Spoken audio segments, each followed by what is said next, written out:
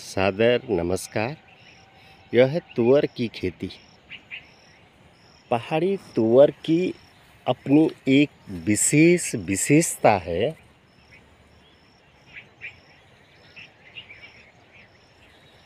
अब फ्लावरिंग की ओर बढ़ रही है।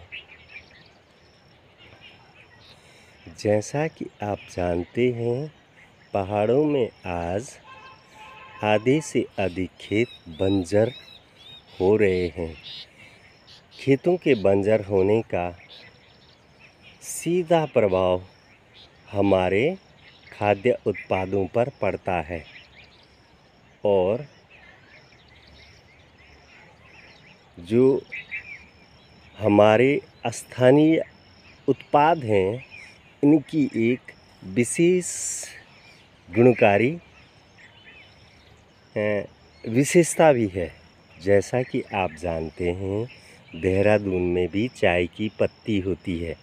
उसी पौधे को जब हम तिलवाड़ा में या चोपता तुंगनाथ में लगाते हैं तो उस पौधे में उस मौसम के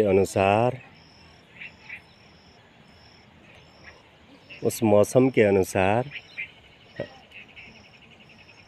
उसके गुणों में परिवर्तन होता है और यह परिवर्तन वहाँ की आबोहवा, वहाँ की मिट्टी, वहाँ की जलवायु के कारण होता है। इसीलिए जो पहाड़ की तुअर है, उसका अर्थ ही कुछ और है। यानी उसके गुणों में और जो मैदान से तुअर की दाल आ रही है, उसमें भारी परिवर्तन है।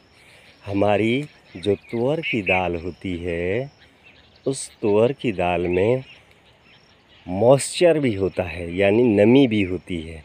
जैसे ही आप अधिकतर देखते होंगे, तुअर की दाल को ज़्यादा समय तक रखने पर उसमें सूक्ष्म जीव उत्पन्न होते हैं और वह खराब होने लगती है। यानी हमारी जो तुअर की दाल है, वह हमारे लिए और भोजन श्रृंखला में उसका बड़ा महत्व है। जैसा कि मैं बाज़ारों में अब देख रहा हूँ, तुअर की दाल बहुतायत आ रही है और यह बहुतायत दाल, क्या आप जानते हैं, यह बहुतायत दाल विदेशों से भी आयात हो रही है। और इसका फ़र्क आपको देखना होगा तो आप तुअर के दानों को तोड़कर देख सकते हैं। यदि आपके तुअर के दाने के अंदर मॉइस्चर है, यानी सूक्ष्म नमी है, तो वह दाल स्थानीय है। और यदि आपके पास जो तुअर की दाल है, उस तुअर की दाल के अंदर बिल्कुल मॉइस्चर नहीं है, वह क्रंच टाइप की हो रही है, तो निश्चित वह रोस्टेड दाल है। और रोस्टेड दालें अधिकतर विदेशों से आयात होती हैं, क्योंकि बाज़ार की श्रृंखला में, मांग आपूर्ति की श्रृंखला में एक लंबा समय लगता है और लंबे समय तक दालों को रखने के लिए उन्हें रोस्टेड किया जाता है। और दालों का एक बार रोस्टेड होने का मतलब है उनके मूल गुणों का ह्रास होना। एक बड़ा प्रश्न है, जब आप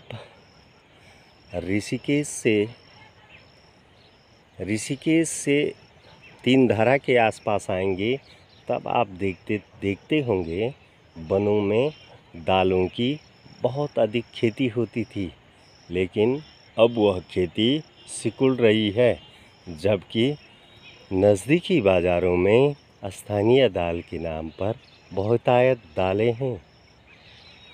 यानी सरल विकल्प ढूंढे जा रहे हैं। मेरा आप सबसे निवेदन है कि दालों और मोटे अनाजों की आप वर्ष भर में घर आकर अपने खेतों में ज़रूर बुआई करें। उसके दो महत्वपूर्ण फ़ायदे होते हैं। एक तो बरसात का पानी आपके खेतों से रिस करके ज़मीन में चले जाता है। दूसरा, आपके खेतों को कल्टीवेशन से, निरंतर खेती से पोषक तत्व बने रहते हैं। तीसरा, आप दुनिया के किसी भी छोर में रहते हैं, वह आपके लिए अपने पहाड़ की सौंधी खुशबू है, उसका एहसास और उसका आनंद भी लेते रहिए।